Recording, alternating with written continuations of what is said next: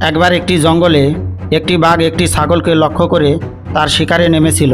ছাগলটি প্রাণপণে পালাতে চেষ্টা করেছিল, কিন্তু কিছু দূরে গিয়ে হোঁচট খেয়ে পড়ে গেল। এই দৃশ্য দূর থেকে এক বুদ্ধিমান কুকুর দেখল। কুকুরটি ভাবল, এভাবে ছাগলটি মারা যাবে, কিছু করতে হবে। কুকুরটি তাড়াতাড়ি তার বন্ধু হাতির কাছে ছুটে গেল। সে হাতিকে সব জানালো। হাতি তখন গভীরভাবে শ্বাস নিয়ে বলল, চল বাঘের সাথে কথা বলে দেখি। হাতি বাঘের সামনে গিয়ে গম্ভীরভাবে বলল, বাঘ ভাই, তুমি ছাগলটিকে ছেড়ে দাও। বাঘ কিছুটা রাগ দেখিয়ে বলল, ওটা আমার শিকার, সারাদিন কিছু খাইনি, সরে যাও আমার পথ থেকে। এদিকে হাতি ও বাঘের মধ্যে তর্ক চলাকালীন সুযোগ বুঝে ছাগলটি সেখান থেকে চুপি চুপি পালিয়ে গেল। যখন বাঘ তা খেয়াল করলো, তখন ছাগলটি অনেক দূরে। হতাশ হয়ে বাঘ জঙ্গলের গভীরে চলে গেল।